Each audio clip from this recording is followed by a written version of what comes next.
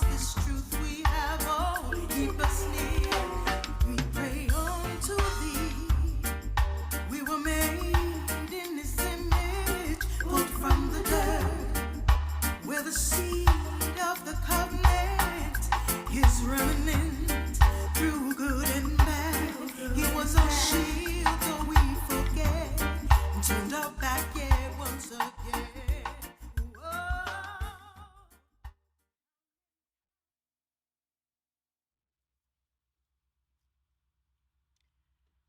Good afternoon, ladies and gentlemen, guests, brethren.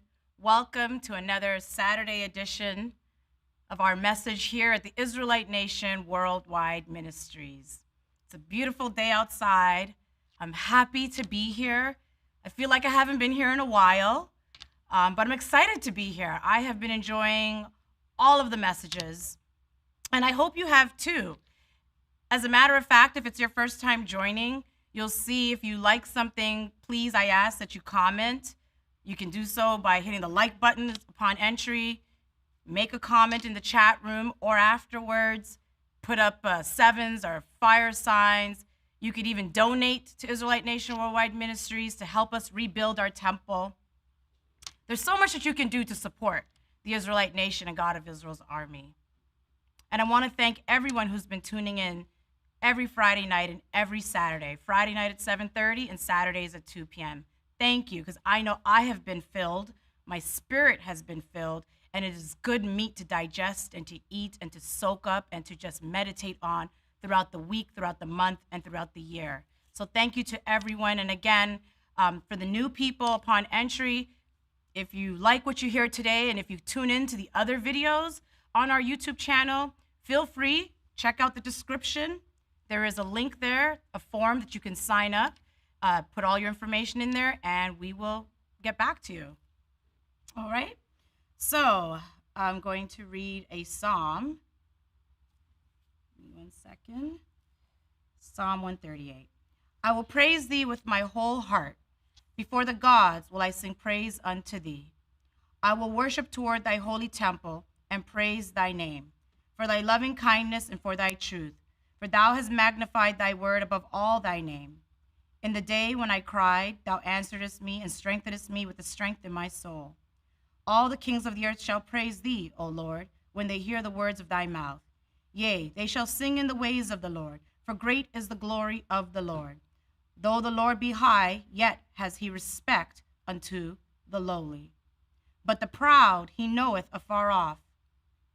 Though I walk in the midst of trouble, thou wilt revive me. Thou shalt stretch forth thy hand against the wrath of my enemies, and thy right hand shall save me.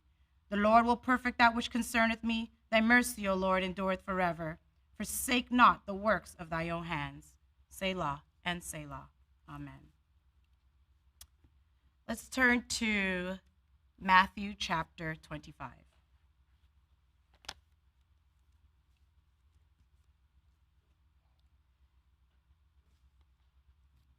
Then shall the kingdom of heaven be likened unto 10 virgins, which took their lamps and went forth to meet the bridegroom. And 5 of them were wise, and 5 were foolish. They that were foolish took their lamps and took no oil with them. But the wise took oil in their vessels with their lamps. So what's happening here? This is a parable from Jesus the Christ. And every parable has a message. And this is a famous one.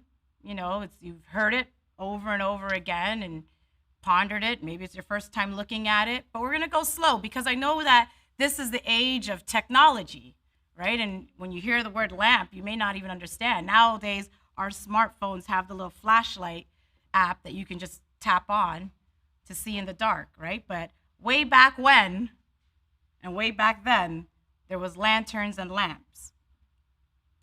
So, like Elder Michael said last week, the bridegroom is coming. And when we go to meet this bridegroom, this is the king of all kings, the ultimate king. this is the king that we are married to, like it says in Jeremiah 3. We are his bride. And there is no divorce. And when I say we, I'm talking about the church, not the building, but his people that he speaks about over and over and over again. From the time he made that covenant, even with Abraham, Isaac, and Jacob. His family, his church, this parable, this message was never given to the world, but only to his bride, his church. And when we go to meet the bridegroom, or in this parable, there was 5 wise and 5 foolish. The lamp. The foolish took their lamp with no oil. You've ever seen a lantern? The base has the fuel. You have the wick, and you flick it on top, right? You can gauge. Sometimes they have a dial. You can gauge how big you want your flame or not. And in order for there to be light and for fire to burn, you have to have fuel in the lamp, right? So the foolish took none, but the wise took. And while the bridegroom tarried, they all slumbered and slept. Slumbered and slept, all of them. We all need nourishment. Rest is important to our bodies, right? You know, you need to build up. When you're resting, your body's repairing. But sometimes some of us rest too much. We oversleep. Guilty as charged sometimes. But sleeping is not always good. You miss it. You miss the action, right? When you're in slumber. When you're in that state of slumber. Slumber is not so much even physical and literal, like you're going to bed to sleep, but even slumber to the knowledge, to what's going on around you. To not waking up to the truth when you hear even just a speck of it. So they slept. And at midnight, there was a cry made. Behold, the bridegroom cometh. Go ye out to meet him. I love this about our King, our Father that we serve, our Daddy. There's always an announcement. There's always an announcement when the King is coming. Like Elder Michael said, the trumpet is blown to let you know there's a warning. Get yourself together. Prepare, right? When Queen Esther went to go meet the king of Persia, she took a whole year to prepare and anoint herself. And that's just a measly old king. This is the ultimate of kings. So the trumpet bloweth, the cry is made, the warning is sound.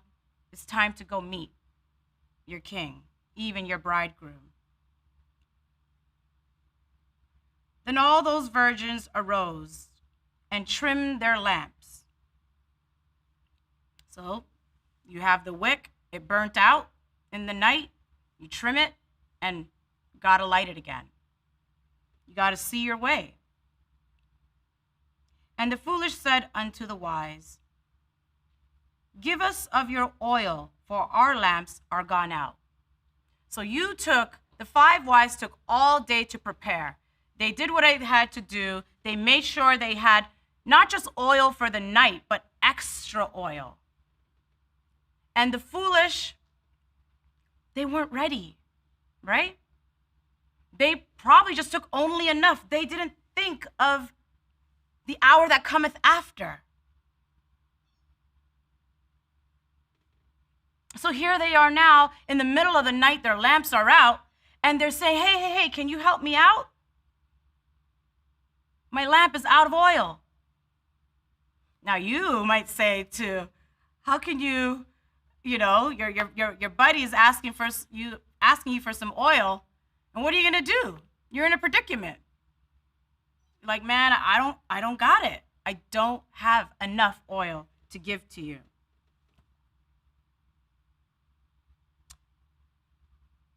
And the foolish said unto the wise, Give us of your oil, for our lamps are gone out. But the wise answered, saying, No, not so, lest there be not enough for us and you, but go ye rather to them that sell and buy for yourselves. Look, we were prepared. You need oil, go find the merchantmen.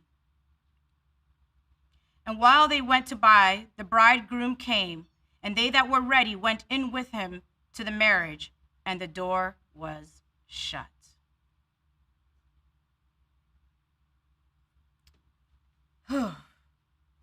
This is almost a little bit emotional. Can you imagine your whole life trying to prepare? Your whole life, you're trying to prepare yourself and even sounding the trumpet for others. And maybe a slip, something gone wrong, maybe you've gone astray, and you didn't get ready for that moment, for when that opportunity came to meet the bridegroom, to get whatever it is that you need, you weren't ready to receive it. That is the ultimate, the worst defeat ever. And then you say to yourself, man, if I'd only had known, if I'd only just did this, if I've only just did that, I could have done better. I could have made it. I could have been there with my family.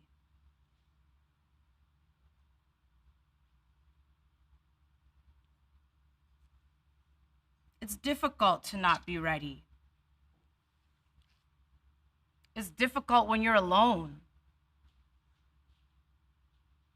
And to lose out on something so big, all because you didn't prepare and you weren't ready, is sad. It's sad. You know, the failure to take the extra oil made the difference. And it determined the fate of those foolish ones. Oftentimes, I do so many events. We Israelite Nation, we do so many events here. We go out, we talk, we teach, and it's so sad.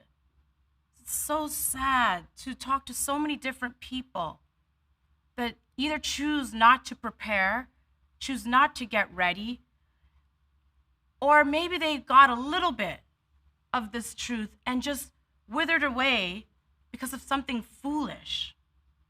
I remember once being at a park event in Harlem, and a lady, she was actually older than me, came up to me, and it was a hot day, like humid hot. Like, I don't know, it would be like 90 degrees Fahrenheit compared to 30, 35 degrees Celsius. Hot day.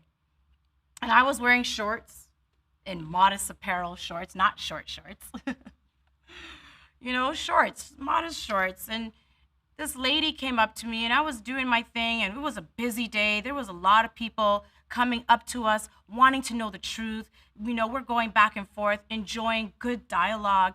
And this lady came up to me and said, "Oh, they let you wear that?"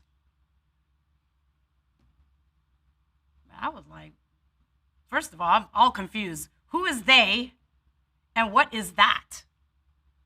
And I said to her, well, what do you mean?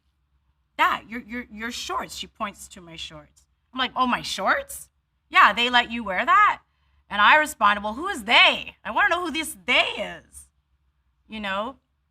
She proceeded to tell me that she was learning the truth wherever she was, and apparently there was this strict attire.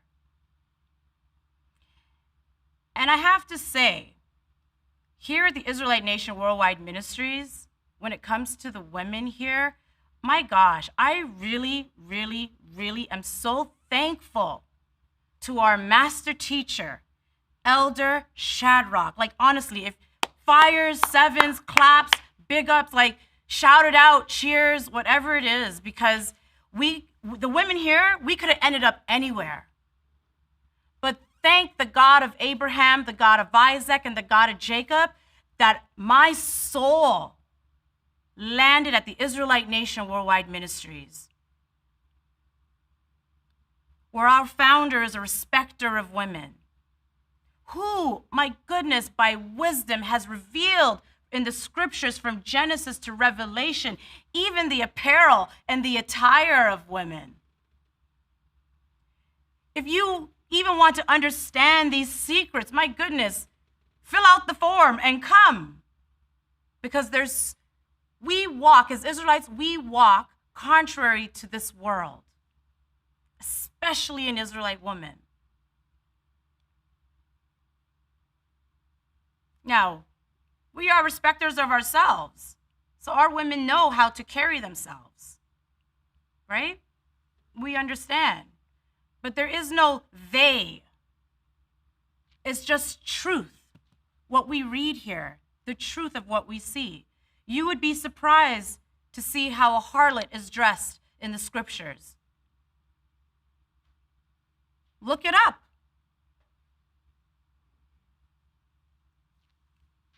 It is by the revelations from our elder who has taught us this message that we definitely hold a candle to teach the world about our God and who we are. And I am so thankful to him, absolutely thankful.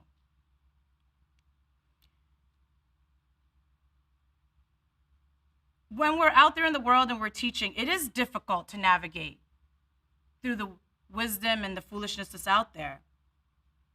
Because everything is, I don't know, we're just in this time where things are just deteriorating. People just don't want to believe anything. Like the young men said last night, you have to have belief in order to even start something, in order to even prepare to do anything. There has to be faith. Our God of Israel prepares everything. Before he even made man and woman, he prepared the earth for us. The cattle, the field, the air, the sea, the ocean. Even women, as we give birth, as Israelite women. Here at Israelite Nation, we understand the do's and don'ts of what to eat and what not to eat. But even further, by the mysteries of this Bible that our elder has taught us, what else a woman, an Israelite woman, every woman has a baby. Every woman knows, oh, well, they should know, don't smoke, don't drink alcohol, don't do this. Hey, Israelite women should know what to eat, what not to eat as it pertains to our law. But through the scriptures and through the mystery of the scriptures and what our elder has taught us, even as an Israelite woman who is with child, what we do to prepare to protect our child. What we do with our bodies, the importance of hair. So even as the God of Israel is preparing the child within our womb, physically, we are preparing for that child as well. In what we eat and don't eat every single day till that child is born. In what we do with our flesh. And when that child is born, what we do with that child. And the importance of the hair of that child. And what it means to us. All of this is for the protection of our spirit, our spirituality, of this child, so that they can grow up, because this world, my gosh, the perils of this world can be protected by our God, and even so much so that you don't even know what that child will grow up to become. Preparation is beyond just today. We are preparing to meet our bridegroom when that day cometh. It said he came at midnight. They were sleeping in slumber. When he comes, no one will know.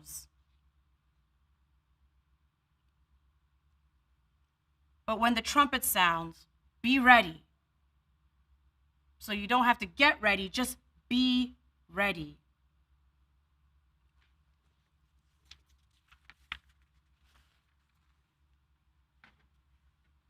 Oftentimes I think about us as a people. I'm getting to a point where I kind of, yes, our mandate is to go out and teach the world, but I'm getting to a point where when I'm talking to Jacobites, it is so frustrating that if you've already made your choice, then by golly, stick to your choice. I don't care. I have made my choice. I know where my soul is. But if you hear truth, enlighten yourself, humble down, and enlighten yourself. We have become a byword among the heathen. We have. We've known this. I mean, you see it all over the news. But what gets me in Psalms 44, when it says we've become a byword and a shaking of the head among the people, what gets me is we're shaking our heads now amongst us and each other. And I don't know about you, but aren't you tired? Like, for so long we've been doing this. For so long we've been doing this. Oftentimes you're like, just don't even let me. We don't preach, we teach. But even by our example, Jacobites, when are we going to come together to just do what we need to do to get ahead, to grow, to build? Our elder Shadrach laid the foundation. The Supreme Council laid the foundation.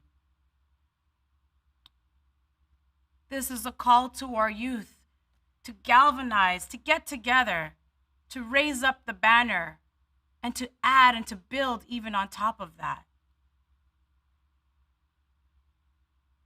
Because we really are just this remnant in the world. Like, we are going against every grain, every tide. There's so much madness. Now we're in this world of pandemic. And it is up to us to make the right decision, the right choice, to reduce the foolishness in our lives.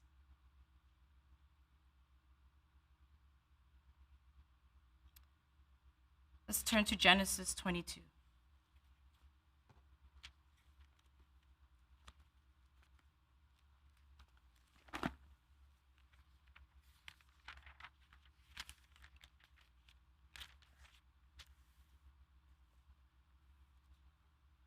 All right, so this is with Abraham. And it came to pass after these things that God did tempt Abraham and said unto him, Abraham. And he said, Behold, here I am. What? God tempted? What kind of God tempts his people? What kind of God do you serve? And God tempted Abraham. Did God need to tempt Abraham? Hadn't Abraham proved himself already? Why would a God that we serve tempt Abraham? Temptations are all over this world. We are constantly faced with indecision. And our decision making is constantly skewed. Growing up, I was always taught so many things. Everybody that lives in the land of their captivity.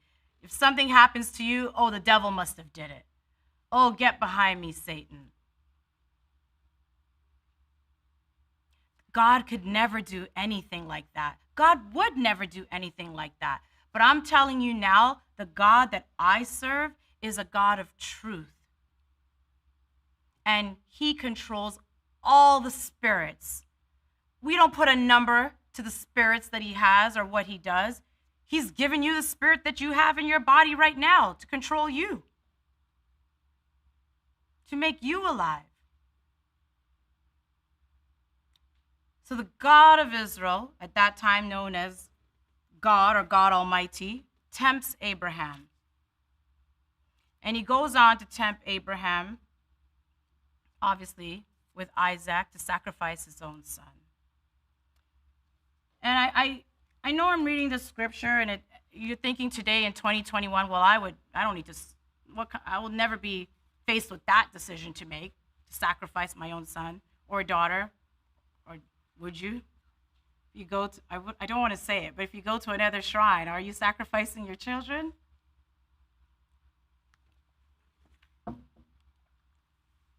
Are you?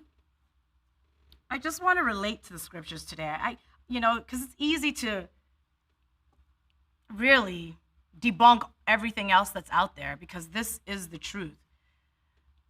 I don't even care sometimes to even look that way. So if you've made your choice, you stay with your choice. Come here for the living water. And I look to this scripture because, a lot of times as Israelites, we go through a lot. This is not the journey for the swift, as we say. It's for those that endure to the end.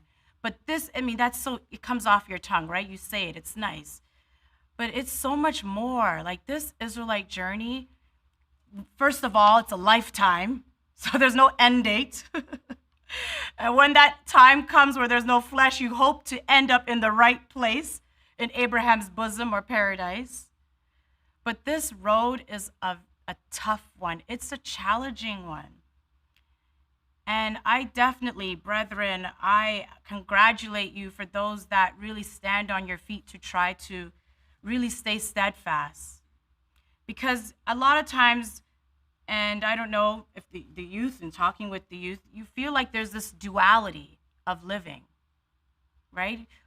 We are Israelites. It's just supposed to be one life. We are in the world, but not of it. We are just supposed to be able to say, I'm an Israelite and I'm doing this. But there's this duality of living in the land of our captivity, having to put up with the evil days, man-made evil days that go against our spirituality, and having to find the time. Sometimes, like, it's almost like this pandemic it's a secret that you would have to come and worship your God. There were laws made that we couldn't even gather. What choices will we make to come together and do what we need to do to serve our God in this time of our pandemic? This life that we live constantly. I always joke with my brethren about, whenever I have an event happening at work, there's an event that's happening at our nation, or even our holy day. You have to work, you got to make a living, but what would you do? There's decisions being made. What's happening? You may think it's something simple, but something simple sometimes is a whole obstacle, a whole test. And where the world teaches you that it's Satan or the devil testing you and tempting you, it could be your test to even just strengthen you, to make your character stronger, to make you stronger. I think Ezra said in a Friday night, like a muscle, your spirit constantly needs to be worked out. It is the trials and tribulations that we gain in our lives that make us better people, better Israelites. These tests that we go through develops our faith, because you just can't wake up and say, I have faith in the God of Israel. It takes work. It takes a lot of work. For those people that will say, I know everything already, woe unto you. Woe unto you that you know everything. Because there's so much to learn. I remember when I first came into Israel. And before Israel, I was doing fine. I wasn't a millionaire, but I was fine, Young person, early 20s. I don't want to give my age. Early 20s, something, I thought I was hip and happening and hip and doing it. I was out there living my life, and boom, here's Israel, and I took to it. I came to a Bible and Black man seminar, was my first message before I came, trying to film. And my gosh, for the first time in my life, can you imagine in your early 20s is the first time in your life you hear that you are in the Bible and the people in the Bible look like you? So for 20 plus years, I was brainwashed by watching all those 10 commandments, and I don't even remember the names, the and Samson and Delilah, oohing and awing at the television. Look at those people.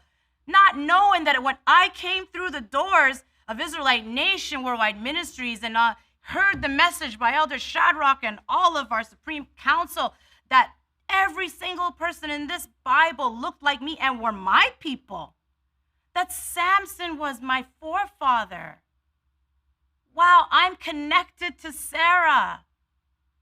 My gosh, I actually have this history, this heritage. I am so rich. I am not poor in no way, and my spirit is strong, and I have the greatest God ever that is always with his people. Why are they hiding this from me?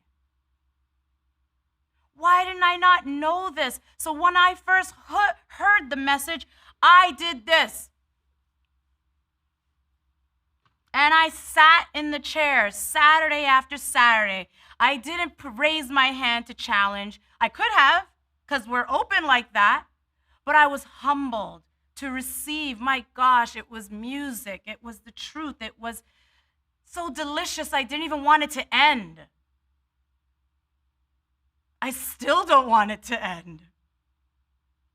When your spirit is just soaking up all this goodness and all this richness and all this truth, you heal yourself. You become whole again. Your back starts to straighten up so that you could become the Israelite that you're supposed to be. So when you are being tempted, this is what we have to remember. We are coming from a long line of people to we're part of this journey to carry out this legacy, to hold the banner high and say, I am too an Israelite.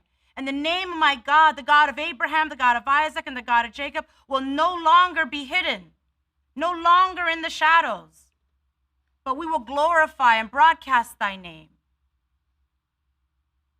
So to my young people and to my older people, we all have goals, dreams, everything, all these aspirations, things that we want to become. I want to say this to you and to all the young people out there that are looking and watching. I pray you really answer and reach out to us. In the sign of a little trouble or a little danger, if the work becomes overwhelming, my goodness, I would hope in today's 2021 that you would have the support and the strength and everything you need to overcome, to know how to live with challenges, to know how to time manage, to know how to enjoy everything that's given to us so that we can rebuild this nation in the way that we're supposed to. This is our part of the journey. We are the repairers of the breach. It's up to us to carry out this legacy. And though you're tested and although you get bogged down, the first sign is not to run and not to quit. Don't give up. We need every hand, child, woman, man, stranger to help rebuild this nation.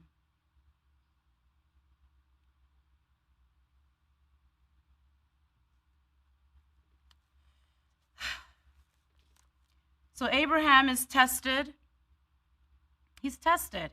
And it's really just to determine his fate. Everything he did, he overcame. Everything was counted unto him for righteousness.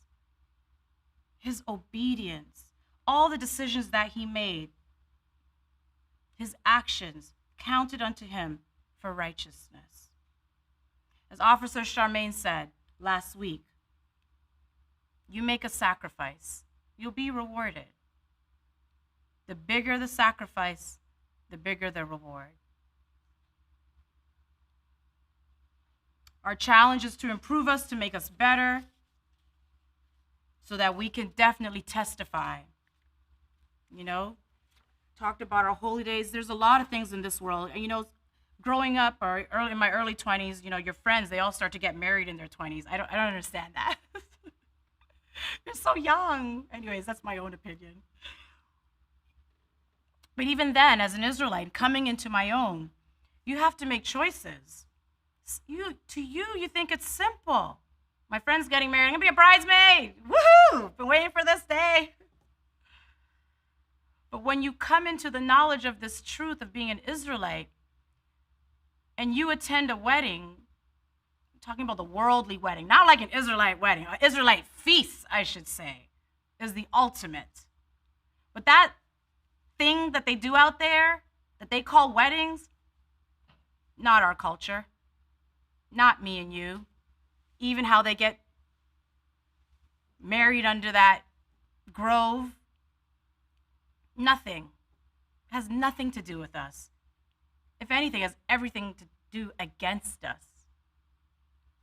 You think you're attending a simple wedding, but you sit there, or at least I should say for me, you know, you think you'd go and you sit there, and I did this. I went before Israel. I've done this. I wasn't even practicing anything. I wasn't a Catholic person. I wasn't a Christian person. And I'm talking about self and coming into truth. I'm not here trying to talk about anybody. I don't care. It's my truth. This is the life that I love, to know that I'm an Israelite, the best life ever. And to know that I sat in a shrine. I think it was a Catholic shrine. I've never been in one of those. All my friends, these Jacobites, some are Pentecost, some are Catholic, some go to revival. I don't even know. There's so many names. I can't even keep up. I didn't go to any, but I would go when invited, like it was nothing. La, la, la, la, la. And sit there and stand up and clap like everybody else, not knowing a thing. And when I look back at that now and see the error of my way, my gosh, my spirit was at slumber. It was sleeping. Hadn't a clue that I was partaking in a ritual to serve another God that wasn't mine, in a shrine, a dirty shrine, disgusting old shrine with dead bodies and relics. That I sat there, ruining even my own spirit with no understanding. And you think in your early 20s, oh, it's just a simple wedding. But there's so much more happening. There's so much more. The visualization of making things look pretty, that sinks in more than just whatever's being. I don't remember what the people said in there. Just the act of it. And everybody wants to do it, especially my people. And they spend thousands of dollars to ruin their own spirituality.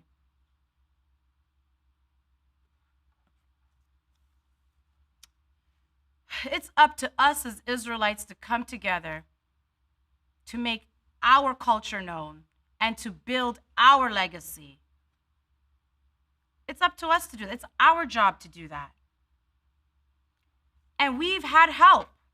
We've had help along the way. As we are on our journey, we always get help. As we're being tested, and as you pray for help, and the help comes, because they're not an Israelite, what, you're not going to take the help? We've always had help along the way in our lives. Let's go to Joshua chapter 2.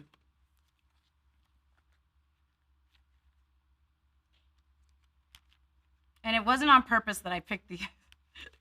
A lot of these have women in it. It wasn't on purpose. It just happened. Oh, the fan is blowing. Okay. All right, so this is us. Our family has come out of Egypt. We're in the wilderness, and now it's time to go get the land or take over the land that was promised to us by our God, the land that's flowing with milk and honey. And Joshua sends out 2 men to spy out the land. And Joshua, the son of Nun, sent out of Shittim 2 men to spy secretly. You know, when we do things as Israelites in secret, we achieve a lot. Saying, go, view the land, even Jericho. And they went and came into a harlot's house. Israelite men going into a harlot's house? But why? And that harlot's name was Rahab. And they went there and lodged there. And it was told the king of Jericho, saying, Behold, there came men in hither tonight of the children of Israel to search out the country. And the king of Jericho sent unto Rahab, saying, Bring forth the men that are come to thee, which are entered into thy house, for they be come to search out all the country. So this is the woman that hid our two Israelite men. She was not an Israelite. She was not our kinsman. She was a stranger, the true definition of stranger. She was not from our nation. And she chose to hide these Israelite men, our forefathers, to help our cause. And you're thinking, well, that's not really patriotic. Where's the loyalty in that? Why would she do something like that? And if we go to verse number 9, we can see why. So she hid them. They went up to the roof and they waited there. They tarried there all night before she let them escape. And she says to the men, I know, and I would implore you to read this whole chapter. It's beautiful. Like, honestly, you'll look at strangers a lot differently if you believe that strangers are Israelites. And she said unto the men, I know that the Lord has given you the land, and that your terror is fallen upon us, and that all the inhabitants of the land faint because of you. For we have heard how the Lord dried up the water of the Red Sea for you, when ye came out of Egypt, and what ye did unto the two kings of the Amorites that were on the other side, Jordan, Sihon, and Og, whom ye utterly destroyed. Our God of Israel is magnificent. He's magnified. The fame of our Father went out through the land. By fear or by glory, he was known. So much to the point that it moved Rahab the harlot to do this thing,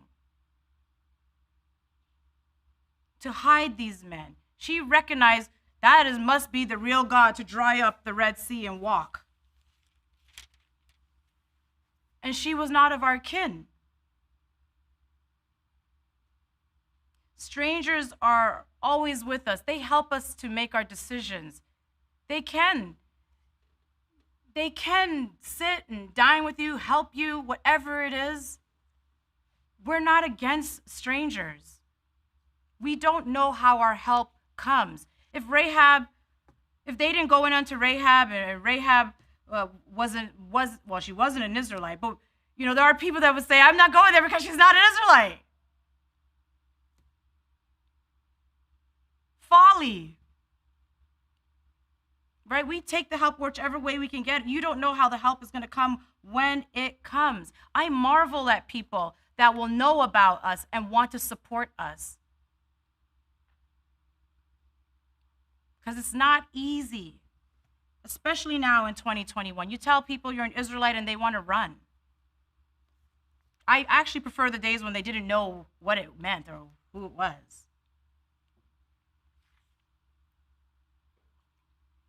You have other women like Ruth, another stranger who made the decision, who chose to follow her mother-in-law. She's from the land of Moab. Naomi went there. Her husband was there. Her husband died. Her sons died. Naomi had 3 sons. 2 of them were married. Both sons died. The one woman went back to her land. Naomi said, look, I got nothing for you. I'm going to go back home to Judah. So, you can stay here in your land, Moab, but I'm leaving. I'm leaving town tomorrow. And the other woman, foolish, went her way, fine. She go back to her culture. But Ruth, the Moabitess, said, no, I will be with you. Whatever you do, I will do. Your people will be my people, your God, my God.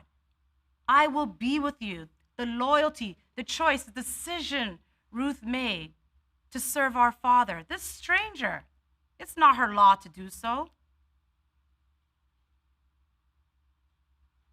So she came to Judah with Naomi, stayed there. Eventually, she got married. She got married to a wealthy man, Boaz. They came together and they had children. Right? And when you read the lineage of our people, it's beautiful. You know, sometimes in today, 2021, we're mixed, right? We've all got mixtures. You know, you could be half Guyanese, half Jamaican. And that's just the country names. You could be half Indian, half black, half white, half. There's so many things going on right now. Nations just mixing, nations mixing. That's why I say our blood is just diluted. That when one is chosen or called, you just don't know what spirit is with that person. So when Rahab now, oh, not Rahab, sorry. Forgive me there. Ruth now is here in the land of Judah, living her best life, married and a wealthy man, and have children. They end up having Obed. Obed begets Jesse, and Jesse begets David. David, who everyone loves and everyone admires. Would you happen to know that his great-grandma, his grandma, is a Moabite? The greatest king that we've had in our nation. We don't get caught up with the physical here at the Israelite Nation Worldwide Ministries. It's all about the spirit. Exercising that spirit and believing in all the actions that you're doing day by day. At the end of the day, when we are making our decisions and you interact with people, I always say a good Israelite is knowing when to separate. I was told that once. Knowing when to separate. And when you are together, how dominant is your spirit? How dominant? Are you being overtaken? Or are you doing the leading as an Israelite?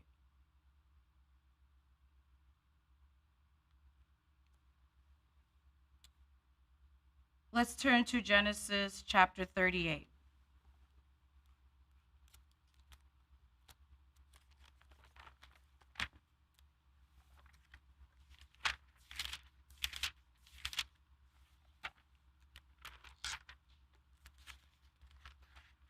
We'll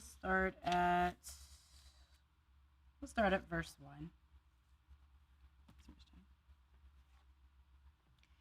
And it came to pass at that time that Judah went down from his brethren and turned into a certain Adulamite, whose name was Hira. And Judah saw there a daughter of a certain Canaanite, whose name was Shua. And he took her and went in unto her. And she conceived. And she conceived and bare a son, and called his name And she conceived again, and bare a son, and she called his name Onan. And she yet again conceived, and bare a son, and called his name Shelah. He was at Shesheb when she bare him. And Judah took a wife for his firstborn, whose name was Tamar. And Judah's firstborn, was wicked in the sight of the Lord, and the Lord slew him. My goodness. How wicked do you have to be that the Lord has to slew you? And Judah said unto Onan, Go in unto thy brother's wife, and marry her, and raise up seed to thy brother. And Onan knew that the seed should not be his. And it came to pass when he went in unto his brother's wife that he spilled it on the ground, lest that he should give seed to his brother. And the thing which he did displeased the Lord, wherefore he slew him also. Wow. I remember the first time reading this scripture here at the Israelite Nation Worldwide Ministries. Lots of thoughts, lots to ponder here, lots to digest. You know, let's go slow. We're in 2021. Can you see this culture happening today? Would our Israelite men do this today? Can you see this culture happening today? It said, the firstborn, the son died and left his wife a widow. Our goal is to multiply and to grow within or without, so that this culture and this legacy can be carried on. In our decision-making powers, lots of times we're tempted, and lots of times our decisions are based on upholding this very culture. Onan didn't want to do it. First of all, the rudeness of Onan. I'm not going to get into it because this is PG TV, PG YouTube. But you can read it. It's right there. It's right there for you. Instead of allowing Tamar to conceive and bear a child, he chose not to. His decision was selfish. The child it's for the culture. It's to raise up another Israelite, to carry the torch so that the father would not be childless, that his name would be carried on. You know, it's so important when there's a family and the child has the man's last name. I know in the scriptures there's no last name, but he begat, he begat, he begat. The lineage of the father, the purpose, how important and symbolic the man is to that child. But Onan was selfish to the point where you're not going to go with this culture? What are you talking about? To the point where it angered the Lord so much, he killed him. In an instant, you're not that much more important than what the God of Israel has placed on this very earth for you, for us, all the things that we need to do. All our decisions, everything we do should be for the uplifting of this nation, for the rebuilding of it, for upkeeping our culture. This nation that is within a nation, it is so hard. And we have a great culture. My goodness, we just had our RT 400 celebration. I was so happy. I don't know about you guys, but I was so happy because I hadn't seen anybody in so long. It was so nice to sing in the sky and look up at the sky and sing to our God. My gosh, it was so amazing. I can't wait to hear the Chosen Remnant again. I missed everyone. I absolutely did. And it felt good to be outside and look up in the sky to do that. But our culture is rich. We just had some feasts. Oh my goodness, there's a feast today. Hey, Angela, out there in the UK, happy cycle feast. I think I heard a lot of laughter. I don't know if there's a lot of UK brethren on today because they're at a feast getting down. There's no feast like an Israelite feast. We know how to do it, and we do it big. So may the God of Abraham, the God of Isaac, and the God of Jacob bless you, Andrea, 7 times 7 times 7, and many more for more cycle feasts to come. Many moons. We just had 2. We're always feasting. Soon you're going to have to get one of those dollies to start rolling each other out because we eat and we feast and we laugh and there's joy and there's truth. We enjoy each other. Last weekend, there was 2 feasts back to back. My gosh. Our brethren go all out. I am so thankful to our brethren, this Israelite Nation Worldwide Ministries. This is the culture. It's not our burden. It's our joy. We embrace every aspect of it. the good, the bad, the ugly. We have this joy so we can remember them. When the bad times come, we say, but I remember the good times too. It's not always raining. The sun comes out. This culture of ours is so rich. And that's just our feast. Like, forget it. We have our holy days. Our Feast of Tabernacles is coming up. The trumpet is about to be blown soon. I can't wait. Get ready. Prepare. Get ready and prepare for this time that's coming. So Onan was selfish in his ways. He wanted to do what he wanted to do instead of uplifting the culture and maintaining it, making sure that his brother didn't go childless without a name. He was selfish. I wonder what would have happened if Joseph left Mary. Can you imagine that today? If that situation happened today, how the looks that they would get, the side eyes our people would give to each other. Our life is about so much sacrifice. If we're not sacrificing, if we're not being tested, then we have to really check ourselves. We really do. We've become comfortable. And when we become comfortable, it kills all that fire, all that passion. Like the women with the lamps, the wise women and the foolish women, that lantern that they carry, that fire is basically us burning to keep this law. That fuel hot, ready to stand the test of time. Abraham, test after test.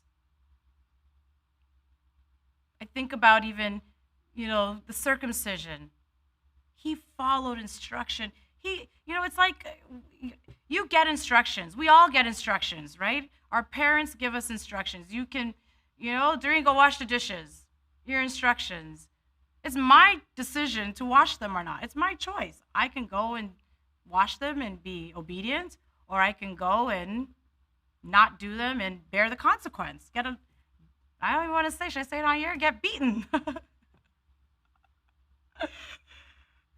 Gosh, you can't even say that anymore. Abraham listened. He was a really good Israelite. It was because of him that we are able to stand here now, that we look to him as our patriarch, as an example, because of his belief in the God of Israel and him acting on that belief. Every time he was given instructions, decisions he made, he left his homeland, got up, took everything and left. I liken that to today. How many people can just get up now, take your family? It's not an easy thing to do. Pick up your family and your household and just go live somewhere you've never lived before. It's oftentimes said when people relocate, they give them about 3 years and they run back home because they can't stand the challenge. They get lonely. It's too difficult. It's too hard. They run back home. But Abraham didn't run. He made his way. He even ran into famine along the way. Ran into famine and went into Egypt out of all places. Went into Egypt of all places to get wealthy. Wisdom. It's just wisdom, the wise and the foolish. God of Israel didn't come down and tap him on his shoulder and say, hey, you got to do this. When we're faced with adversity, it's up to us to lean on our brethren and to pray. Pray for that guidance. You can't make the right choices, and believe me, we all fall. It's how we get back up that really matters. What tools do we have at our side? Nothing is too unbearable that you can't just call out to the God of Israel, reach out to brethren and say, hey, this is what's happening. Can you help me? Pray with me. It's when we don't follow up or we don't act, we just sit stagnant, we're just in limbo. Or as our elder like to say, don't build your house on the bridge. Or we get comfortable is when we suffer. And it becomes to our demise. I pray all of you out there, Godspeed in all your endeavors. Because this world is treacherous in everything. Priest Tyrone was just telling us about a company out there, a coffee shop. Oh my gosh, the bathrooms. You can't even go into a bathroom properly these days. And run into the opposite gender. What's happening? What's happening to this world? That's why we Israelites here at the Israelite Nation Worldwide Ministries are not of the world. We're in it, but we're not of it. We're here to do one thing only, is to glorify our God, the God of Abraham, the God of Isaac, and the God of Jacob, and to hold on to each other as we do so. I thank you all for your time. Again, I implore you to read all the scriptures we went over today. Put 7s in the chat, fire bombs for the next speaker coming to the microphone, our very own Priest Tyrone. That all rhymed. Reach out to the link in the description. Sign up if it's your first time here. Donate, support, help rebuild. Stop tearing down, help rebuild. Let's try something different for a change. With that, I say peace.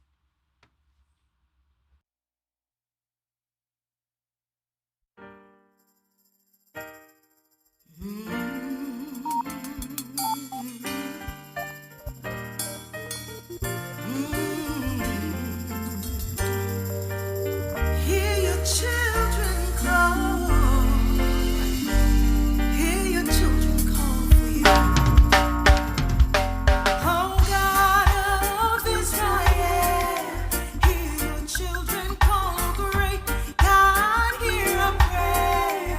We pray unto thee, oh God of Israel. Keep it in our hearts, this truth we have. Oh, keep us near. We pray unto thee. We were made in this image, pulled from the dirt, where the seed of the covenant is remnant through good and bad. He was our shield, though we forget, and turned our back yet once again.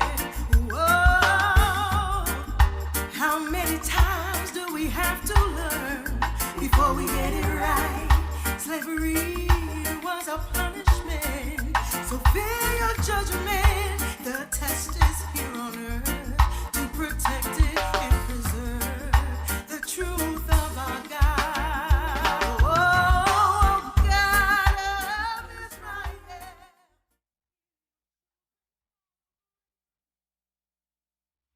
Blessed is he that considereth the poor. The Lord will deliver him in time of trouble. The Lord will preserve him and keep him alive, and he shall be blessed upon the earth. And thou wilt not deliver him unto the will of his enemies. The Lord will strengthen him upon the bed of languishing. Thou wilt make all his bed in his sickness. I said, Lord, be merciful unto me, heal my soul, for I have sinned against thee. Mine enemies speak evil of me. When shall he die and his name perish? And if he cometh to see me, his heart gathereth iniquity to itself. When he goeth abroad, he telleth it. All that hate me whisper together against me.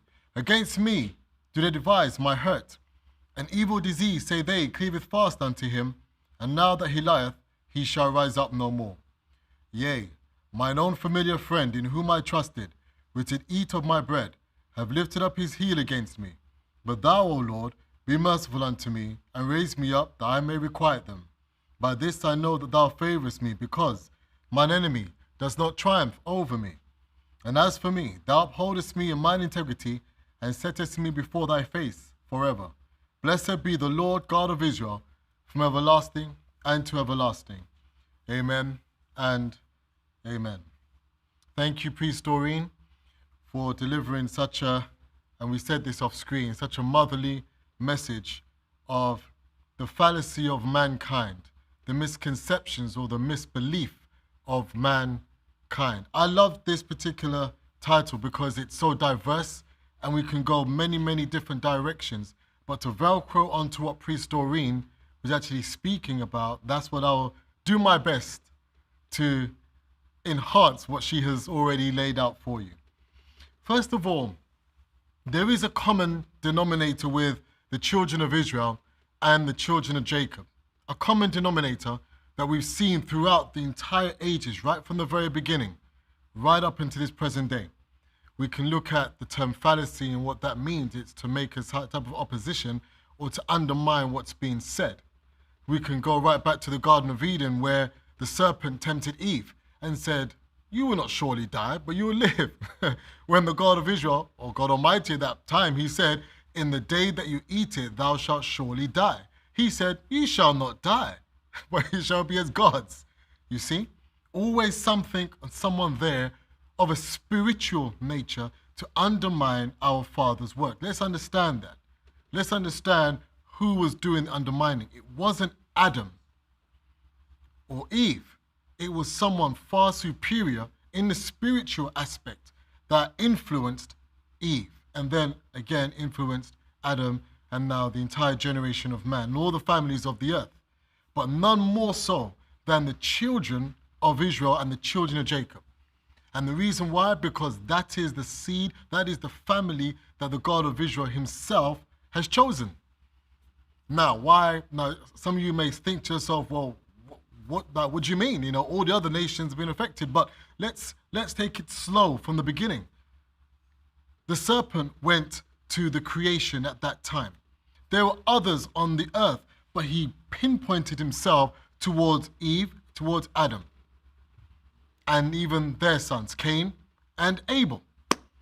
And then further down the line, always trying to influence us as a people from a spiritual perspective. The fallacy of mankind. What is it that we are doing to enable that type of an influence? Let's explore a bit more. Let's go, first of all, let's turn straight to the book of Judges. The book of Judges, I've got some reading to do today. I'm going to be speed reading through some of the scriptures that I do have planned to show you, just some of the things that we can also use to avoid making those common mistakes or believing or being taken in by misconceptions that has been put out there that it's okay for you to do. So I want to start from chapter 2, but let's just give some background. So now Joshua is now passed. He's divided up the land. He himself, his family is serving the God of Abraham, Isaac, and Jacob. Now, all of the rest of the armies of Israel, the 12 tribes, have to go out now and go and possess the land. They did not do what the God of Israel commanded them to do. Instead of driving them out of the land, they made provision for them. They said, oh, it's okay, you can stay, and we'll marry your wives, and here's your daughters, here's your sons, it's okay. Each tribe did that. Each brother did that. Think about this. Each brother of the 12 decided together that they were going to disobey the voice of the God of Abraham, Isaac, and Jacob. Even though they had seen the great miracles. Let's understand, when I say seen the great miracles, they were not in Egypt because only Caleb and Joshua came through, correct? Correct.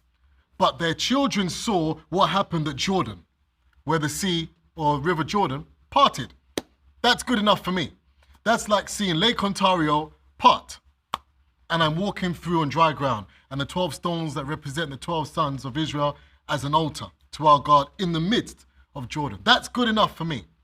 But yet still, our fathers chose not to drive out these other nations. Now let's go into chapter 2. Judges chapter 2. Let's read together. It says, and the angel of the Lord came up from Gilgal. Now after this, the angel of the Lord has to come. Came up from Gilgal to Bochim and said, I made you to go up. He's a representative of the God of Israel, a representative of our God. I made you to go out of Egypt, and I brought you unto the land which I swear unto your fathers, and said, I will never break my covenant with you. Just take a moment to soak that in. He said, he sent a high-ranking angel, a representative. You see, when a king sends out his representative, it's not the cleaner. It's not the duster. It's not even the one that, it's someone of authority, a messenger that's going to present himself to you. Respect should be made and should be had. He said, I will never break my covenant with you, speaking to the children of Israel, and ye shall make no league with the inhabitants of this land. Ye shall throw down their altars, but ye have not obeyed my voice. Why have you done this? Why? Why? Priest Doreen said that they're out there in the shrines and the churches, and they've got this stuff, and they've got the groves, and they marry, and all these things. And the God of Israel, he's looking down at the children of Israel, children of Jacob, doing the same thing that he told us not to do, commanded us not to do. Why? Verse 3. Wherefore I also said, I will not drive them out from before you, but they shall be as thorns in your sides, and their gods shall be a snare unto you. And it came to pass, when the angel of the Lord spake these words unto all the children of Israel, and the people lifted up their voice and wept. Why? Why are you crying for? Why? You wasn't crying when you was making merry with the wives and the husbands, and you're feeling good, and you just completely forsake the God of Israel's laws and his statute unto you. He said to you, drive them out. You say, it's okay. Let's make friends. Let's make a covenant together. Let's make business. You know, I sell you, I give you my daughter, you give me that land. I give you my son, you give me this big 3, 4, 5 houses and some money. It's okay. We're in business, we're trading. Physical, nothing spiritual I'm reading here. Nothing, but we'll get to that part soon. He said, Lord, they lifted up their voice and wept because they know what they did was wrong. You know what you did was wrong. He told you to drive them out. All the sons of Israel did not do it. The angel of the Lord God of Israel has now got to come and reprimand you heavily and say now, let's read on. It says, and they called the name of that place Bochim, and they sacrificed there unto the Lord. So after you lift up your voice unto the God of Israel, because you know something's coming. If he sent his representative to speak on something is about to happen to you. And it's a scary process. I haven't seen the angel of the Lord, and I hope not in that manner. Elder Michael, however, has seen the angel of the Lord, as he says. And when Joshua had let the people go, this is it. Now listen to this part. The children of Israel went every man unto his inheritance to possess the land. And the people served the Lord all the days of Joshua. Do you understand? Now listen. And all the days of the elders that outlived Joshua, who had seen all the great works of the Lord and that he did for Israel. So those people, that set that came out, saw all the wonders of the God of Israel. You throw down Jericho, you kill how much man. You walk around, you blow the trumpet with a loud voice. The walls come down, you kill this king of the Amorites. You massacred them, you took their land. You see the God of Israel power with you. Joshua prays and the sun stands still. Those people, they serve the God of Israel with Joshua and the elders that outlived him. But now look. This is where Priest Doreen was alluding to. What about that next layer? Listen. Is it okay for them to make marrying with their wives? Oh, that was those guys. It's the old guys. It's the old ways. We're new and improved. We've got smartphones now.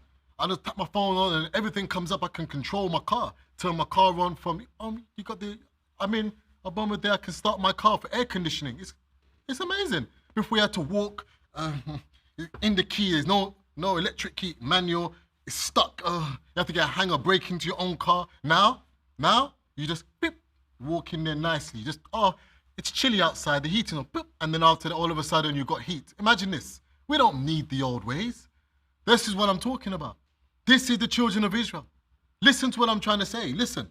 It says, Joshua, the son of Nun, the servant of the Lord, died being 110 years old, and they buried him in the border of his inheritance in Timnath Heres in the mount of Ephraim on the north side of Hill Gash. And also all the generations that were gathered unto their fathers, and there arose another generation after them, which knew not the Lord, nor yet the works which he had done for Israel. This is what I call the hip, the hip ones, or the millennials, or whatever you want to call them.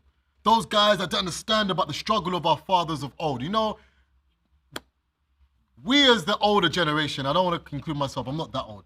But what I'm trying to say is I see my fathers and I see my mothers, I look at my elders, and I see what they had to endure, the hardship, the racism, the fighting in the street, getting mobbed, getting killed, then go back further to slavery. There was some bonding with them. Now the new generation, you talk to them about slavery, they look at you blackface. You talk to them about hardship, they just look at you and you're, but come on, it's all right. Why? Because they wake up, someone can't even get out of bed. You're going to have a machine to pick them up and wash them now. You don't need to do it. The new generation, they don't know about that hardship, that struggle. This is the same thing the God of Israel is saying. They didn't see the sea part. They didn't see the thunder, the rain. They didn't see the battles, endure the pain. Let's read. I like this part. And the children of Israel, here we go again, did evil in the sight of the Lord and served Baalim. I was having a discussion earlier, with Elder Michael. Why do they love this God so much? There's something about Baal they love. Because look, you go Baalim again. If you go back a few chapters, Baalim. Go back to Numbers, Baalim. Go forward, Baalim. Everywhere is this guy. What's wrong with it? Today is Baalim. They just love this God. What's wrong with them? What is he that has enticed them, bewitched them so much? And we're talking about the spiritual aspect of the fallacy, the misconception that they have. And it's over. I'm talking about mankind, but I'm talking about the children of Jacob and Israel. What is it? It's not exclusive. The spirit knows no bounds, but he wants those prized possession of the God of Israel. He wants the prized possession.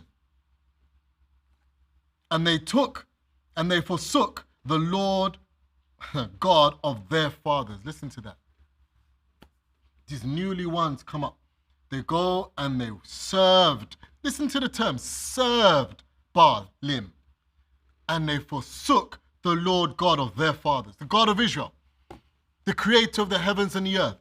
He stretched out the earth above the waters. He planted a seed. He said, let there be light, and there was light. He delivered them out of everything. He took them out of bondage from Egypt. Then they serve a God that did nothing. Did he stretch out the earth? No. Did he create? Nothing.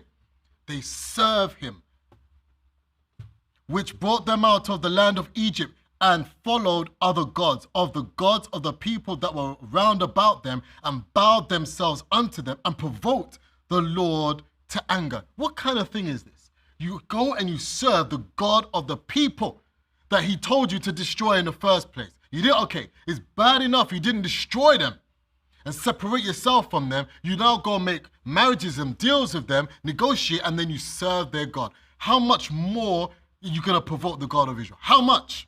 You're doing the same thing today. You do the same thing today. I don't care who you are.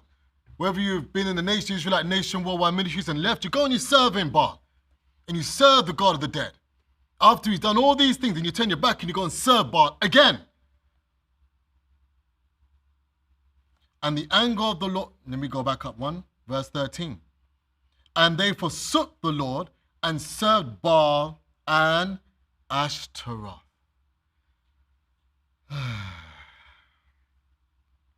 And the anger of the Lord was hot against Israel. Do you know what I'm trying to say? Hot. Anyone get angry and you're hot with anger? I do. I know that. You're sweating and you feel the pain. And then all of your body, you just want to erupt and explode. Your eyes is bulging, your mouth is dry, but you're pouring with sweat. That's me, and maybe some of you. Imagine the God of Israel, hot with anger. What? Oh man, I'm sweating now. And this is what I'm trying to say. He said, look, and the anger of the Lord was hot against Israel, and he delivered them into the hands of the spoilers and spoiled them, and he sold them into the hands of their enemies round about, so that they could not any longer stand before their enemies. Same thing happened today with the slavery, 400 years. I'm vexed. Go into the hands of your enemies. Go into the hands of your enemies. Whitherso they went, out of the hand of the Lord against them for evil. And the Lord said, and as the Lord had sworn unto them, and they were greatly distressed. This is what happens when you think the misconception, the misbelief that I can serve this other God. It's okay because I don't know the God of my fathers. That's them. He was God to them. Now we need a new God. That's because that's exactly what they've said. They're saying we need another God. That was the God of our fathers. We want a new God. You know, like they need a God of technology. That's it. Okay, that was the God of old. There was no technology. We need a new God, you know. A new God's going to give me things quick. Yeah, internet will give you things fast. Some of your God is Google. I ask a question, or I ask a question. Let me ask Google. Okay, it's true. Ask me, what's on that? Okay, 1 plus 1, okay, is 12. Okay, if, Elder Michael's equation, 1, right? Or is it, right, 2, all right? You give advice, sound advice that you know. Let me ask Google. Okay, Google said it's okay. Another advice, let me ask Google. Okay, I don't understand. Google is your God. That's your answer for everything. How many tribes were there? It says 20. Yeah, well, Google says there's 20 tribes. So it must be right, you're wrong. My Bible says there was 12. But they were quick to believe Google. Verse 16. Nevertheless, the Lord raised up judges, which delivered them out of the hand of those that spoiled them. Isn't that a loving God? Isn't that a loving God? That means that you decide to forsake your natural father, you curse him out, and you go to another man and call him daddy. Then after that, you get into trouble now because of that. Okay, no more protection, son. Okay. You end up in jail, and your same daddy, who you cuss out, call all kind of bad names. He throws, I don't want him. He comes and he bails you out. He sends his embassy, hey, go and get him out of jail. You walk out scot-free, you're smiling. I can see your face. I can see his face. You'll be smiling, you're out of jail. But now look. And yet they would not hearken unto their judges, but they went a whoring after other gods and bowed themselves unto them. They turned quickly out of the way which their fathers walked in, obeying the commandments of the Lord, but they did not so. Do you understand what I just saying? That's ungrateful. He just bailed you out of jail. He just bailed you out. You say, yeah, thanks. You go straight back and worship Baalim. You go straight back, whore after other gods. You go straight back and do everything he told you not to do. You go back to the God of the dead. And you forsake the law of your God. That's a fallacy, my friend. You think about what you're doing. It's okay to do. No, there's a consequence. It's okay to do. You're trying to justify why you should go and serve Baal. You're justifying why. I don't care if you call him Jesus, all these names, and you have the prophets. I see many prophets, they're entertaining me. You're serving Baal. Verse 18. And when the Lord raised them up, judges, and the Lord was with the judge and delivered them out of the hand of their enemies all the days of the judge, it repented the Lord because of their groanings by reason of them that oppressed them and vexed them. There's just no gratitude. Zero. Okay, this means zero, by the way, yeah? And this is not mine, this is Elder Andel's, right? He does this. I don't know, for some reason I've started to do this. I don't know why, right? But that's what happens when you're around your brothers and not that Elder Michael's doing another symbol, which I will not show you. Okay? There's no gratitude. Verse 19, it came to pass when the judge was dead that they returned and corrupted themselves. So the man put in charge to keep you guys in check, to watch over you, make sure you do what you're doing. He's flesh. He dies. And now look, you return where there's no one watching, guys. Guys, let's go back. Come on. I don't understand. You return back, corrupted themselves more than their fathers in the following other gods to serve them, to bow down unto them. They cease not from their own doings, nor from their stubborn way. You cease not. This is a very hard scripture. When you read it slowly, it's not funny. It's funny, but it's not funny, if you understand what I'm trying to say. Because you understand, you identify our fathers were so stubborn and stiff-necked that they repeated the same things and went back and did worse than their fathers. Worse. Imagine you know what it is? I'm telling you what's happened. It's like I invited a brethren to my home. Example. And I had this nice leather sofa. It's all suede. Nice suede sofa. And I was like, hey, you just turned up. I just see the car pull. Oh, okay, cool. I open up. They come inside with their muddy shoes. Come in, hey, you cool? They don't take their shoes off. They walk in and they sit on my sofa and they grind their feet in my couch. I'm looking at them. Imagine, they're grinding their dirty muddy boots into my couch and looking at me in my eye. That's what this is. I put you in a nice place. It's all good. You come with your drunken self, your muddy shoes, and you destroy the comfort that I put you in. That's the children of Israel. And they're looking at me in my eye. I know what I'm doing, and I'm going to keep on doing it. Don't try that at home. Just, disclaimer. Don't do that. And the anger of the Lord, verse 19, was hot. Again, I'm hot.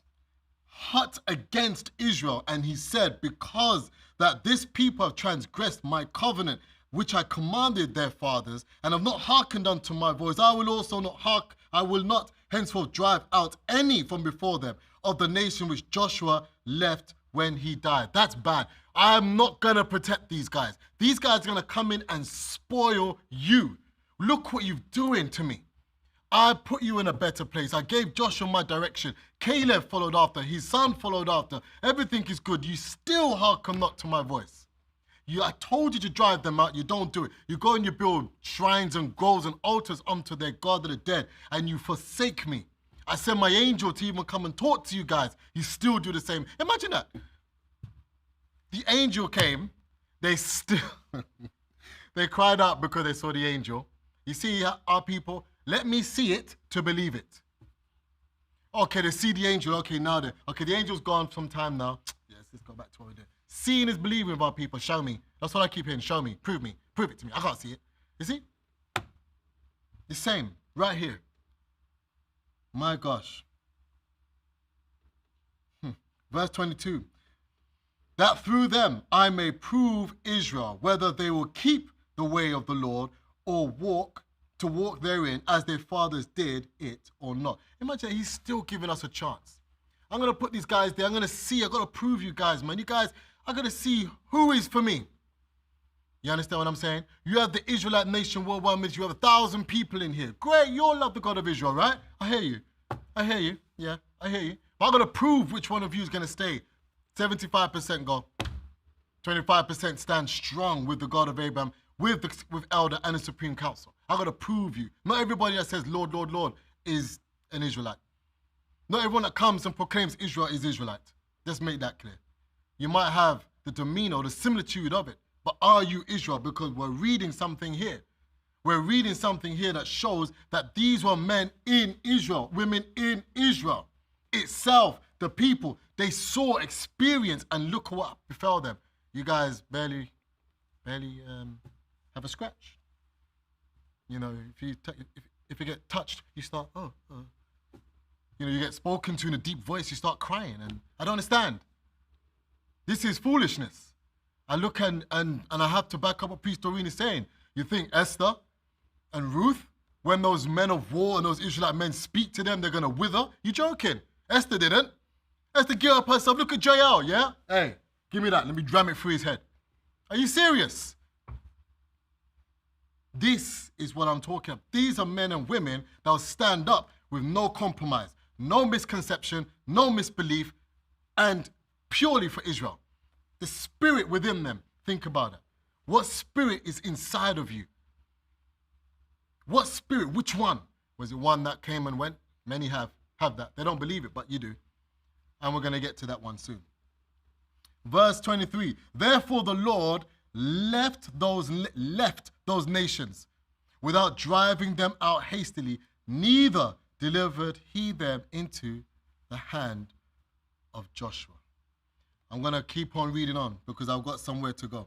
It says, now these are the nations which the Lord left to prove Israel by them, even as many of Israel has as had not known all the wars of Canaan. Only the generations of the children of Israel might know, to teach them war, at least such as before nothing thereof. Let me tell you something. When our fathers left off from serving our God, what were they teaching the next generation to do? Exactly the same thing. When our fathers that stayed with Joshua and the elders of Israel at that time, what did they teach the children? You see, it says they did not know. They didn't care to know. Let's make that clear. They didn't care to know. They saw the culture. They grew up and they saw what happened. They saw their fathers keep the feasting days. They saw the fathers pray to the God of Israel. They didn't see them bow themselves backwards to other gods, but our fathers are always looking for a quick one. Quick. If I sell my daughter here, I can get land. If I marry this one, oh yeah, I'll be rich.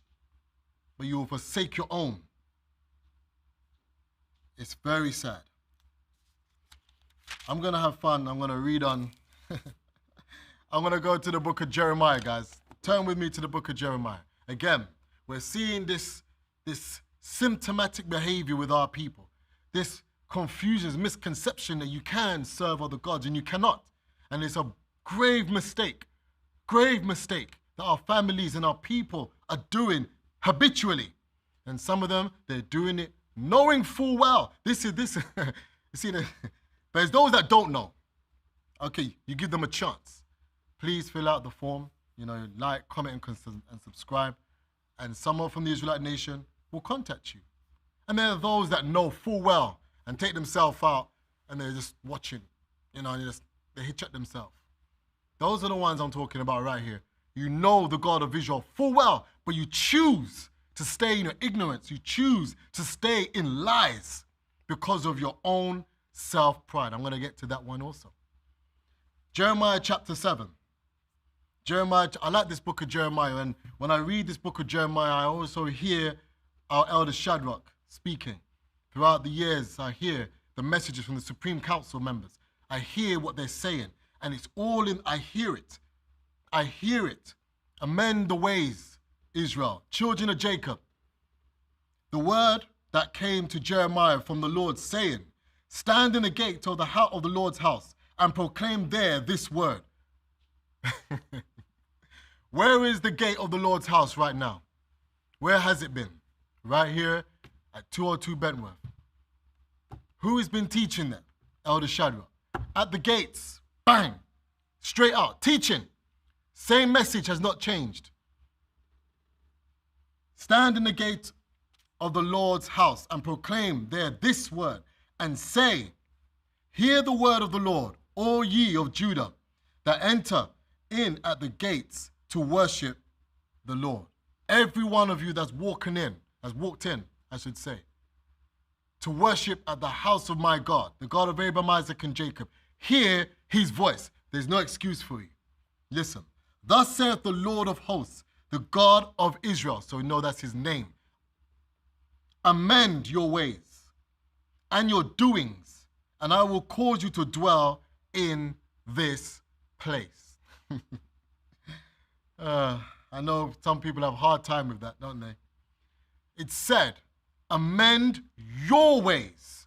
Never said, look at him, look at her. No, amend your ways and your doings, and I will cause you to dwell in this place. So if you find yourself out of this place, of the Israelite nation, worldwide ministries, where the God of Abraham, Isaac, Jacob's name is here, and his servant, Elder Shadow, is here, the problem is with you, my friend and friends. Amend your ways. That's why you're not here. You've been driven out. Thus saith the Lord of hosts, the God of Israel, amend your ways and your doings, and I will cause you to dwell in this place. Trust ye not in lying words, saying, the temple of the Lord, the temple of the Lord, the temple of the Lord are these. You know what that is? Let's bring it to today's terms. The lying words, oh, it's his fault, him, these guys in there, all these guys no, Israelites, those Israelites in the temple, lying. That's what it's saying. Bring it home to understanding what this word is saying to you. Trust not in lying words. Murmuring, for example, we can go right back to the beginning. They murmured so much, he killed them. They murmured for this, they murmured for that, talking people's business, talking each other's business, talking against Moses, talking against Aaron, the saints of the Lord, talking against, oh gosh. They even spoke against the God of Israel. What's wrong with these people? Just can't stop talking. The passa, I hate that term, by the way. I don't like it. It's very famous with our people. Get rid of it. It's a bad term. It's horrible.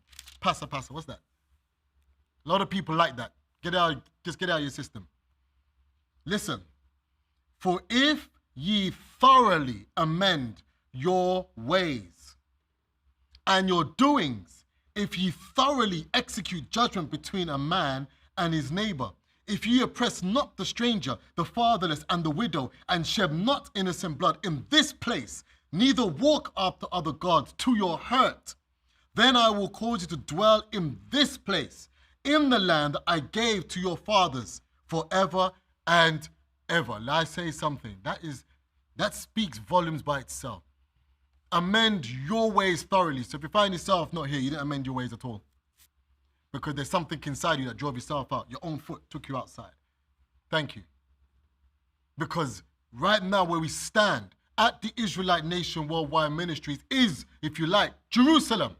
This is where our Father is. We stand and we keep the feast. Our altars here. Everything we need for our God's worship and glory is here. Where else would you go to worship? When they gathered from all over Israel, they went to where the temple, where the God of the altar was, with the Ark of the Covenant, and they worshipped our God. One place, that's where they were. So you find yourself not here. The misbelief or the fallacy you've given into is that you are safe to be outside and calling his name. He will not hear you, ever. He'll never hear you. Never. You can pray from now until tomorrow morning and fast 7 days. He will never hear you. I'll read it. Behold, ye trust, again, you see, in lying words that cannot profit. Why doesn't it profit you? Because you take yourself out. You believe the lie. It's strong and sweet, that meat. Seasoned, good meat, lamb. I won't even say lamb. Maybe you guys eating swine or goat or something. Sweet like that to your lips because it's the reason why I say it is because it is contamination. Swine, unclean food. Sweet, nice. Contamination. It's sweet to your lips. It's just like a lie. Sweet to your lips, but it contaminates you. You're gone. You cannot communicate no longer with the God of Israel. You cannot. Because you're just eating unclean food. Okay, put it that way. You're eating unclean foods. Will ye steal, murder, and commit adultery, and swear falsely, and burn incense unto Baal? Again, what's wrong? I can't take it. But every scripture I've read recently, I see this God popping up. He's very famous in our people. You gotta kill him. You gotta kill him. You gotta crush down the grove. You gotta break everything to do with him. Get rid of him. It's him, his spirit working around you, taking you out. Why is his name there after we just read this? Why? His spirit, that nasty God. They all got ranking. They got their ranking. You have the Baal, you have Samarasis, the God of heaven, the Queen of heaven. You have the next one over there. You have this one over there. They're all having their turns. And they all go and they pay their homage back up onto whoever they go to. Listen to what Jeremiah is saying. He said, will ye steal, murder, and commit adultery, and swear falsely, and burn incense unto Baal, and walk after other gods whom ye not know, whom you don't even know? Imagine that. You're burning all these unto something you do not know. That is crazy. That is absurd. Nobody would walk in darkness and just walk in darkness. No, you're going to find light. You're going to have to look for a light. So you're doing the same thing. You're serving these gods in darkness. Your eyes are closed. You don't even know what you're bumping into. You're in pitch darkness. Spiritual death you're in. Let's read it. And come and stand before me in this house. So, okay. So you're going to lie, steal, murder, all these things. Burn incense to all these other gods. And then listen what you're going to do. Then you come and stand before me in the house, which is called by my name, and say, we are delivered to do all these abominations. Like, think about that. How many gods you serving? Huh? All these gods and Baal at the top, and then you're going to come and try and serve the God of Israel. I'm coming. Is this house which is called by my name, become a den of robbers in your eyes? Behold, even I have seen it, saith the Lord. But go ye now unto my place which was in Shiloh, where I set my name at the first, and see what I did to it for the wickedness of my people. You guys are playing with the wrong God here, man. You're playing with the wrong God. This is the God of Abraham, Isaac, and Jacob. Did you know what he did to that city? Because they decide to go and worship other gods and build groves and sing songs unto him and all of these things. And you do the same thing today. It's one thing to take yourself and go, okay, go, but don't go out and then you have one foot out and you have one, okay. You're going to serve the God of Israel and you want to come and serve him, Baal. You serve him, Baal. I don't care what you say. He says, and now, because ye have done all these works, saith the Lord, and I spake unto you, rising up early and speaking, but ye heard not. I called you, but ye answered not. You know something? For me, I probably have very low tolerance. After the 1, 2, 3 times I'm finished. Everybody's dead. I don't care. Kill everything. Start again from scratch. Start again. It's like you have a car, you keep fixing. It's not fixing. You love the car so much. You keep fixing. Just get rid of it. Go and put it in the trash or crush it, destroy it, start again fresh. But the God of Israel is not like us. He's like, I'm calling to you in the morning. I'm calling to you again. Okay, let me send Jeremiah. Okay, let me send Ezekiel. Let me send somebody. Okay, let me send them judges. They like judges. Okay. He knows what we're like. Okay, maybe if I send the one to speak softly to them, because people are touchy. It's the way you say things to me.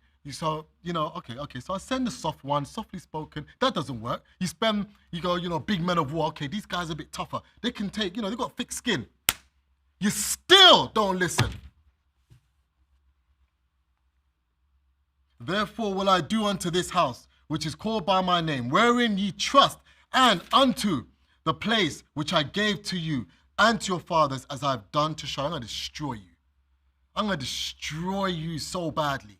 That's what I'm going to do. I'm going to rip you down. You're going to feel the pain because you make me look stupid. You make me look like a fool. You make me look small and diminished. And you exalt these gods. Gods, I see gods in like this small. I'm telling you what's happening. Guys, just do an exercise. A god this small, right? Driving the cars. I'm telling you, I'm driving a lot. I see these little gods. I'm like, what is that? And it's got this little glass case and it's all nice. I'm like, what's wrong with these people? What is that? And that's what you put in your worship. And the God of gods, where it said the heavens of heavens cannot contain him. Oh my gosh. It's angering when you think about that. Okay, we're coming up to his anger soon. And I will cast you out of my sight as I have cast out all of your brethren, even the whole seed of Ephraim. You know why? Because they didn't drive them out where they were supposed to. I'm going to cast you out, guys, because of what you've done to me, because of how you made me feel, because I've given so much to you, and this is what you do to me. I'm going to drive you out. And don't forget, I'm going to destroy you like I destroyed Shiloh and all your brethren. Therefore, pray. Okay, now, this is another one of my favorite verses. Therefore, pray not thou for this people. I like that.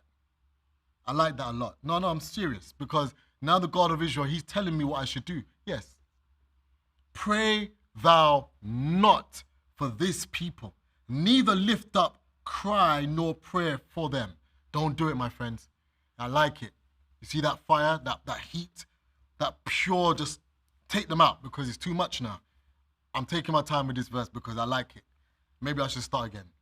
It said, therefore, pray not for this people, neither lift up cry nor prayer for them, neither make intercession to me, for I will not hear thee. Yes, good. That means you're dead. Every single thing, you're done, finished. You're done. Because read back what he said. You left me. You've left the place of safety that I have made for you. You've worshipped the other gods. You've made my place a den of liars, robbers, thieves, stealing from my house, polluting the brethren, murmuring, lying.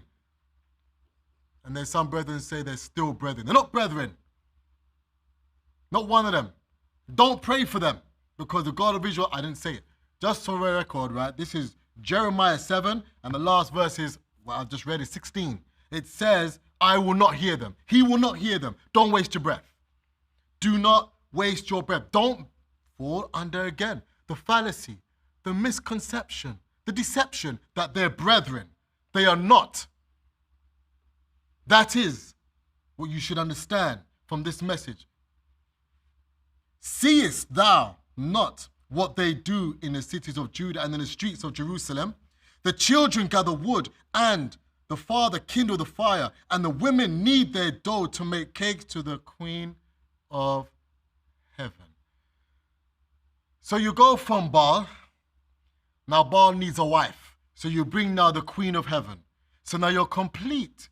So what does that mean? You have, oh, it's so nice. You have daddy, you have mommy, and you are the children. That's so good. Look how wicked you are. Where we have the God of Israel, as Priest Doreen said, he is the father of all. You don't need nothing more. He is the bridegroom. That's it. But no, you need more, you know. Let's read him. And pour out drink offerings unto other gods, that they may provoke me to anger. I never said this. I never said this. You're provoking him to anger daily, habitually. You serving all these gods of the dead and make up the reason I can serve. It's okay. It's not okay for no child of Jacob, especially not a child of Israel, an Israelite that's been baptized under the cloud and gone through the fire, and you walk in the holy places of this nation. It's not okay to now forsake the God of Israel and now turn away from him and now worship two other gods and call yourself the stepchild. You got to adopt a father, you adopt a mother, and now you make yourself stepchild. What is wrong with the people? And this is the consistency that they do, even today. Now they choose sides, you know, because now they want to be a one-parent family, right? You have those that worship the Queen of Heaven because his mom is female, right? Then those that worship Jesus because he's male. I said, what's wrong with you? This is pure confusion. Now you want to be a one-parent family. I don't understand, man. An adopted one-parent. What kind of stupidness is this? What is it? Think about what you're doing. Don't you see there's elements of the world that's set up? You're doing it and repeating it spiritually. They break up the family. They broke you away from your God. Now you only have one mom or one dad. Now you serve either Baal or you serve the Queen of Heaven. Which one? You can choose. But you don't dare serve the God of Israel. You don't go back to your family unit. Do you understand what I'm saying? Do you understand what Jeremiah is saying? He said, you made this choice. He just described Baal and he described the Queen of Heaven. To me, that's one parent family. You decided to, I don't understand. I don't understand. Do they provoke me to anger with the Lord? No. Do they provoke me to anger? Yes, they do. Saith the Lord. Do they not provoke themselves to confusion of their own faces? Of course. Because now you're confused. I know the God of Israel, my dad, but now I've got a stepdad. I've got a stepmom. I'm confused. Because now, why isn't my stepdad loving me as much? I'm going through affliction. Daddy, help me. Mommy, it's just pure confusion. Pure confusion. You don't know what you're doing. And it's angry. It really frustrates to see that. To see the confusion of the people. When it's very clear and so simple. But your spirit is probably one of the spirit of old that didn't like our God. So that's where you find yourself outside. Elder Shadrach said, and our elder said, this is a spiritual organization. Therefore, it must be met with spiritual means in order to heal yourself. Come back to your origin and your knowledge of self. Elder Andrew says that statement. The knowledge of self. Who are you? You're not a junkie. Just everything to get a quick fix. You serve Baal. You need a quick fix. Okay, Baal dried up on you because he's on a vacation. You know, because these gods take vacations, as my brother Elijah said. They take vacations. Where is he? Cry louder. That's what he said. It was because they were the prophets of Baal. Why didn't he help them? He's on vacation. He's talking to his friends sometimes. He can't help you. So then now you have to go to the Queen of Heaven, help me. You know, she's off doing her nails and doing other things, deceiving the other nations. She can't help you. Then you find yourself alone, and then after that, the man of God says, okay, let's do it now. Calls down the fire from heaven. Boom. And then after that, you die. I told you, your mom, or your stepmom, and your stepdad betrayed you. Your stepmom and your stepdad, or your stepgods, betrayed you. Your one-parent family don't like you. They don't like you. You turn back to your father. The same process. Do you see the pattern? What about when Jesus the Christ spoke about what? Called the prodigal son. His son, he took all of his stuff. I don't want everything. He spoiled himself outside. And then after that, after he has found himself eating from the pig's trough, pig food and all these things, he remembered, we need to bethink himself. I come from somewhere, man. I've got a father. Man. I'm out here just spoiling myself with all these gods of the scum and dead. He returned back home to his father. I don't know if some of you that feel to do that will have a smiling face from, I'll speak personally, like Priest Doreen said. From personally, I don't think I'll be smiling to see your face because I don't know where you've been or who, I don't know who you are. But this is what you have become. Let's read on.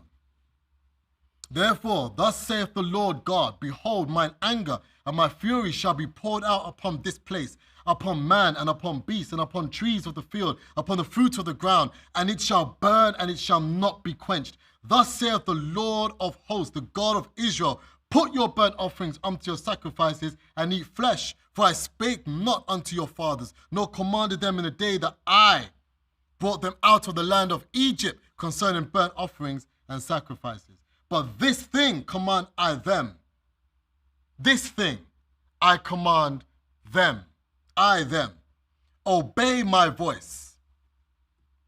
It doesn't say you have a choice. It doesn't say, look, you kind of obey me. You know, sometimes you can do your one up. It's okay. I'll forgive you. He didn't say that. He said, obey my voice. If you say to your child, obey my voice, that means complete and a 100% obedience. That means, if you want to call it, what was it, blind obedience or blind, whatever you call it, blind obedience. You do it. Obey my voice and I will be your God. Simple. I don't know, Michael. I don't know how simple that is. Obey my voice, I'll be your God. It's simple. And ye shall be my people, and walk ye in all the ways that I commanded you, that it may be well with you. Again, another popular thing is that if I decide, or you decide to choose to worship Baal or the Queen of Heaven, you're well.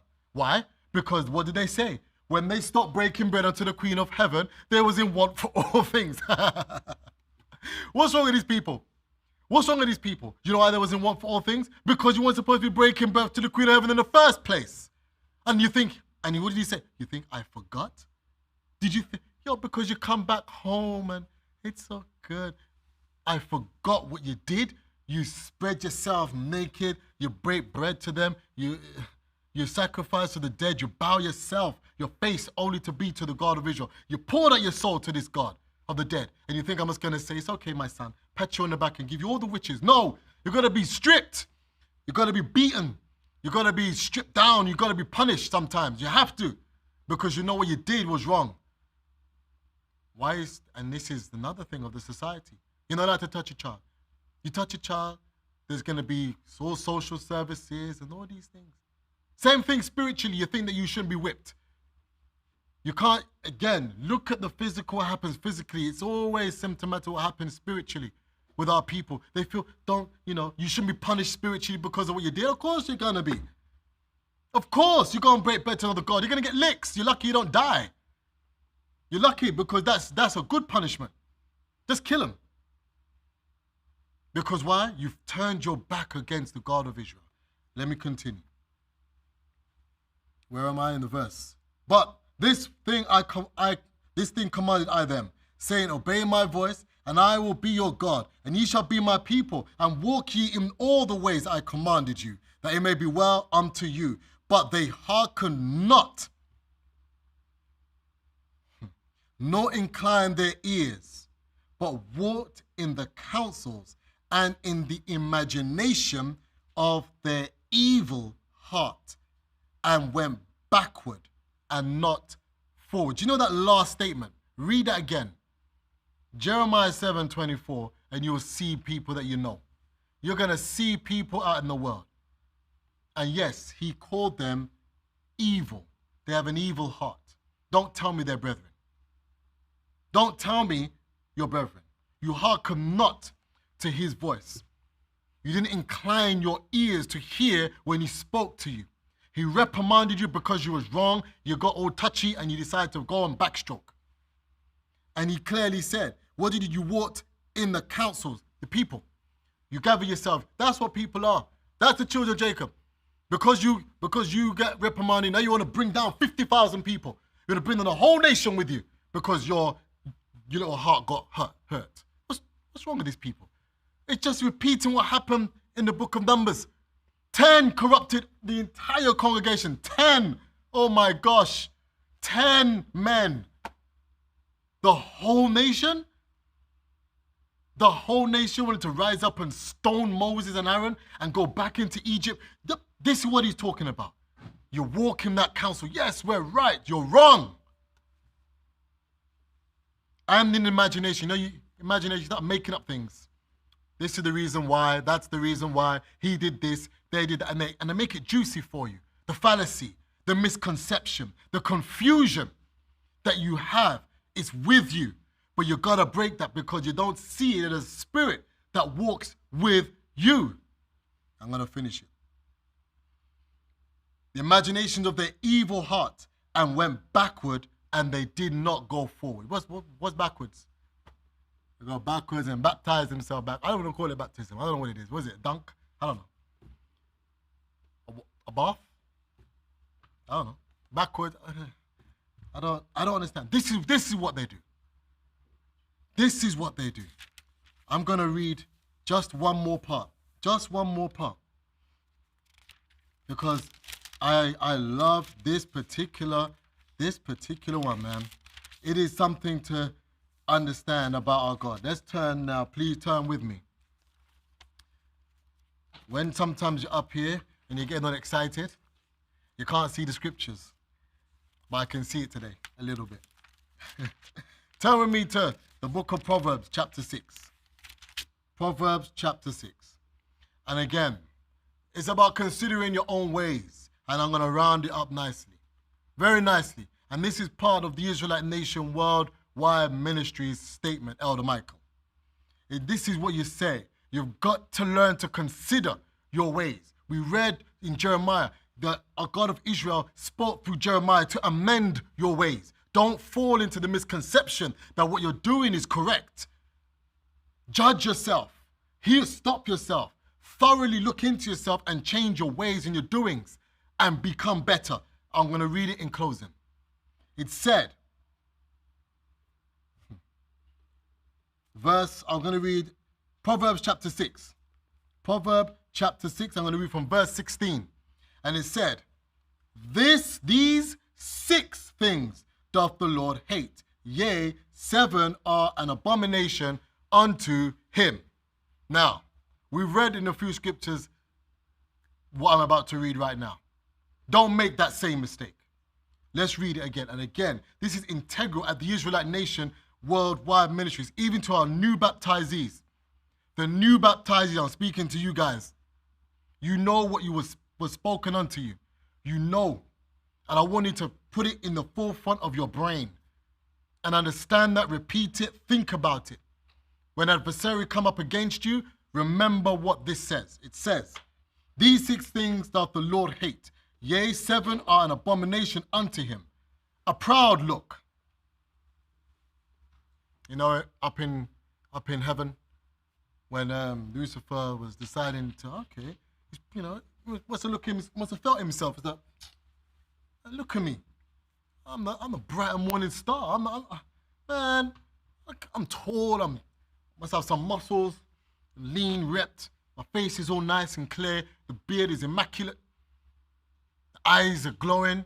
All of heaven knows me. Proud. Lying, a lying tongue. Exactly what he did. You are lying to people. Lying to people. Lying to the host of heaven. Hands that shed innocent blood. He killed. And heart that deviseth wicked imaginations. A feet that be swift in running to mischief. A false witness that speaketh lies again. You understand? This is, listen to what I'm saying. Lies again. If you go tell a story to somebody, and if somebody go tell a story to somebody, it's a lie. Just so you know, it's a lie. You become a liar. Again, Jeremiah said, amend your ways.